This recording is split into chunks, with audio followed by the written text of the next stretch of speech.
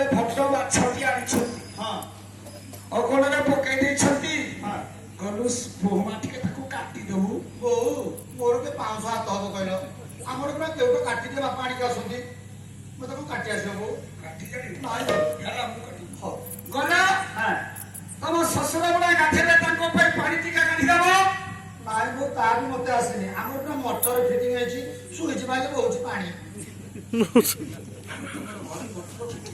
हां तम सब्जी वाले पानी हमरा पानी कढी जानी ना हेला हो माछ काटिबी ठीक हो पानी काढिबी ए ए बहुमा कोन गलुटे छुरीटा लगे देबु সেটা কোন আসবো হো আমার প্রায় ইন্ডাকশন চুলারে বসে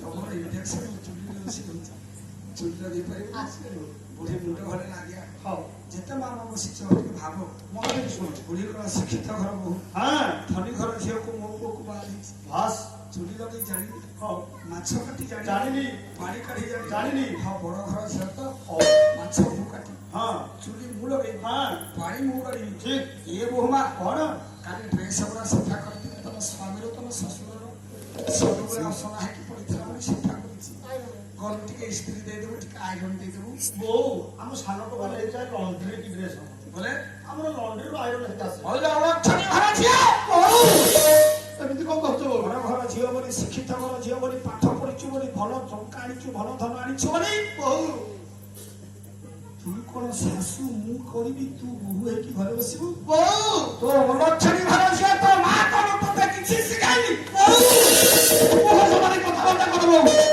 ମୋ ବାପା କଣ ତମର କେତେ ଟଙ୍କା ଦେଇକି ପଠାଇ ଦେଲା ମୋର ହେଇଛୁ ମୁଁ ଚାକର ବି ଖଟିବି ମୋ ବାପା ଟଙ୍କା ଦେଇଛନ୍ତି ବୋଲି ତମେ ବ୍ୟାଙ୍କ ବାଲାନ୍ସ କାହାର କି ମୋ ବାପା ଟଙ୍କାରେ ଗାଡି କାହାର କି ମୋ ବାପା ଟଙ୍କାରେ ଏଇ ଏସି କାହାର କି ମୋ ବାପା ଟଙ୍କାରେ ଫ୍ରିଜ ଲାଗିଛି କାହାର କି ମୋ ବାପା ଟଙ୍କାରେ ତମେ କରନ୍ତ କର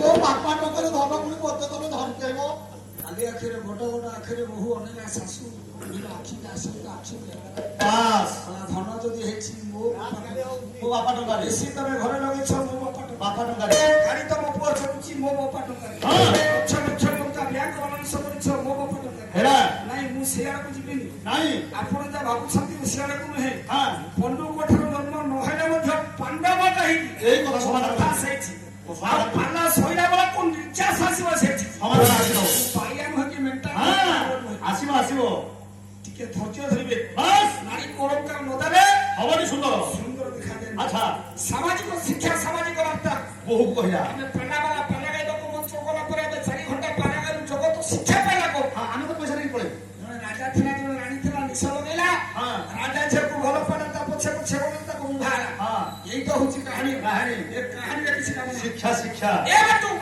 କାଇଆ କଥା କହିବି ବହୁ ଗୋଟାଏ କଥା ବହୁ ମୁଣ୍ଡରେ ଜାଗ୍ରତ ହେଲା କାହିଁକି ଆରେ ମୋ ଶାଶୁ କହିଲା ମୋ ଲକ୍ଷ୍ମୀ ଘର ଯୋଉ ମା ଏତେ ଟଙ୍କା ଦେଲା ଆଙ୍କ ଘରେ ଏସି ଲାଗିଲା ବେଶୀ ଲାଗିଛି ଯୋଉ ମା ମୋର ଏତେ ଟଙ୍କା ଦେଲା ଇଏ ବ୍ୟାଙ୍କ ବାଲାନ୍ସ କଲେ ସବୁ ଯୋଉ ଘରେ ଏତେ ଟଙ୍କା ଦେଲା ୟାଙ୍କ ପୁଅ ଗାଡି ଚଲାଉଥିଲା ସାଇକେଲ ଚଲାଉଥିଲା ମୋ ମାକୁ କହିଲା ଲକ୍ଷ୍ମୀ ଘର ଝିଅ ଲକ୍ଷ୍ମୀ ଘର ଝିଅ ଯଦି ସକାଳ ପାଇଲା ବେଳକୁ ଉପଯୁକ୍ତ ଶିକ୍ଷା ନ ଦେଇଛି ତାହେଲେ ମୁଁ କି ତାହେଲେ ମୋ ନାମ ହଁ ଏ ବାପା ସେଦିନ ମାଛ କଟା ହେଇଗଲା ଆଜ୍ଞା ବୁଢୀ ସବୁ କଲା ଖାଦ୍ୟ ରୋଷେଇ କଲା ଘରର ସପରିବାର ବର୍ଗ ସମସ୍ତେ ବସି ପଡିତେ ଆନନ୍ଦରେ ଖାଦ୍ୟ ସମସ୍ତେ ଖାଇଲେ ଜେଝା ଘରକୁ ଜେଝେ ଶୋଇବାକୁ ଗଲେ ସବୁ ଶୋଇଲେ ଏ ବାପା ଆଜ୍ଞା ସବୁ ତ ଶୋଇଲେ ଆନନ୍ଦ ମନରେ ବହୁତ ଶୋଇଲା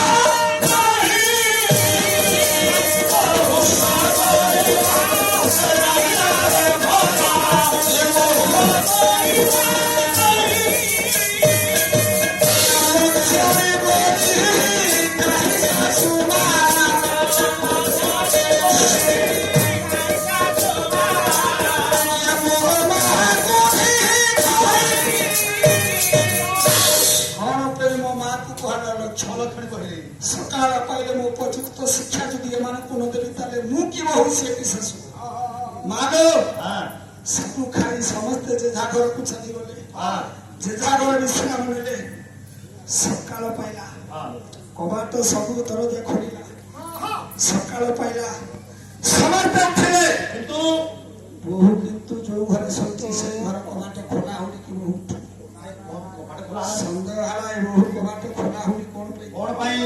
ବୋହୁ କଣ ପାଇଁ ଉଠୁନି? କଣ ହେଇଛି? ଏରେ ବାଟୁଆ ଆଜ୍ଞା ଗାଁ ଲୋକଙ୍କୁ ଡାକି ହଁ ସାପଡ଼ ମାରି କବାଟ ଭାଙ୍ଗିଲା ବେଳକୁ ଦେଖିଲେ ଯୋଉ ଘରେ ବୋହୁ ଶୋଇଥିଲା ସେଇ ଘରେ କାନରେ ଲୁଗାରେ ବେକରେ ଲଗେଇଛି ଲୁଗା ଉପରେ ଥିବା ରସିରେ ଆତ୍ମହତ୍ୟା କରି ମଲା ଶବଟା ଝୁଲୁଛି ବୋହୁର ସେ ଘରେ।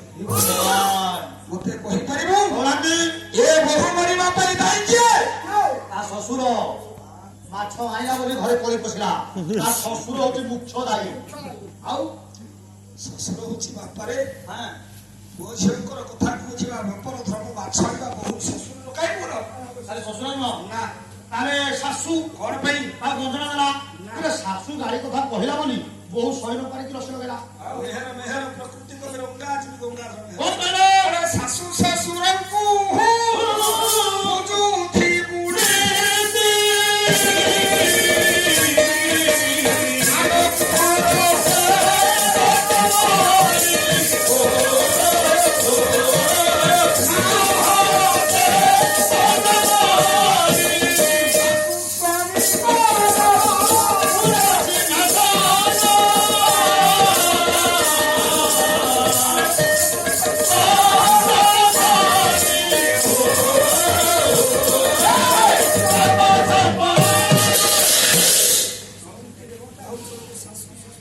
ଦେବତା ହଉଛନ୍ତି ଶାଶୁ ଘରର ଦେବୀ ହଉଛି ଶାଶୁ ଘରର ଦେବତା ହଉଛି ଶାଶୁ।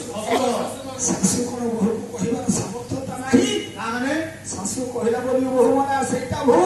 ଆଚ୍ଛା ସ୍ୱାମୀ ହେବ କଣ ପାଇଁ? ସ୍ୱାମୀ ବୋହୂକୁ ବାହାରକୁ ଆଣିବାରୁ ଏମାନେ କହିଲେ କଳି ପଶିଲା। ନାଇଁ ରେ ଆଉ ଏ ଭୁଲ ପାଇଁ ଦାୟୀ ଶାଶୁ ନୁହେଁ, ଏ ଭୁଲ ପାଇଁ ଦାୟୀ ଶ୍ୱଶୁର ନୁହେଁ, ଏ ଭୁଲ ପାଇଁ ଦାୟୀ ତା ସ୍ୱାମୀ ନୁହେଁ। ଆଉ କିଏ ହବ? ଏ ବୋହୂ ଆତ୍ମହତ୍ୟା କରିବା ପାଇଁ ଦାୟୀ ହଉଛି ଜଣେ। ଆଲା ବାଲା ଆମେ କହୁଛୁ ବୋଲି। ଆଉ ନା ଏ ବୋହୂ ମରିବା ପାଇଁ ଦାୟୀ ହଉଛି ତା ମାରେ।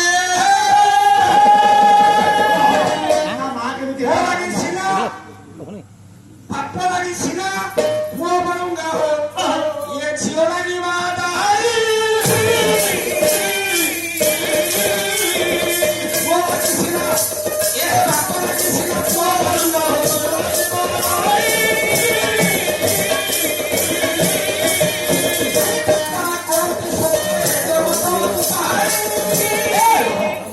ଯଦି ଅବାଟକୁ ଯାଏ ପୁଅ ବାପ ଦାୟୀ। ସେଥିପାଇଁ ଦାୟୀ ହଉଛି ତା ବାପା। ମୁଁ ପାଠ ପଢିଲି ନା। ପିଲାବେଳୁ କାନ ମୋଡ଼ିଲେ ବଡ ଦିନ ପୁନରକା ଝିଅ ଯଦି ଭୁଲ ବାଟର ପଥିକ ହୁଏ ସେଥିପାଇଁ ଦାୟୀ ତା ମା ତା ମା ଯଦି ତାକୁ ମାଛ କଟା ଶିଖେଇଥାନ୍ତା ହଁ ଶାଶୁ ବୁଢୀ କୋଉ କୋଉ ମାଛ କାଟିଥାନ୍ତା। ଦେଇଥାନ୍ତା। ତା ମା ଯଦି ତାକୁ ପାଣି କଢା ଶିଖେଇଥାନ୍ତା ହଁ ଶାଶୁ କୋଉ କୋଉ ପାଣି କାଢିଥାନ୍ତା। କାଢି ଦେଇଥାନ୍ତା। ତା ମା ଯଦି ତାକୁ ଚୁଲି ଫୁଙ୍କା ଶିଖେଇଥାନ୍ତା ହଁ ଶାଶୁ କୋଉ କୋଉ ବହୁ ଚୁଲି କି ଫୁଙ୍କିଥାନ୍ତା। ଦେଇଥାନ୍ତା। ଏଥିପାଇଁ ଦାୟୀ ହଉଛି ତା ମା। ମା ଯେତିକି ମା ମୋର ବସିଛ ଝିଅଟି ଆମେ ଜନ୍ମ ଦଉ ଏ ଘରରୁ ସେ ଘରକୁ ଆମେ ଛାଡ଼ି ଦଉ। ମୋର ରହିବ ଆମ ଘରେ ଝିଅ ଯିବ ପର ଘର। ଆଜ୍ଞା ତାର ଅନ୍ୟ ଏକ ନାମ ଦୁହିତା। ଦୁଇ କୂଳର ହିତ ସାଧନ କରେ ବୋଲି ତାର ତାର ଦୁହିତା। ଏ ମା ଆମେ ଯେମିତି ଗୃହିଣୀଟିଏ ହେଇ ଘରେ ରହିଛେ ପର ଘରକୁ ଝିଅଟିଏ ଛାଡ଼ିଲା ପୂର୍ବରୁ ତାକୁ ସଂସ୍କାର ଦେବା।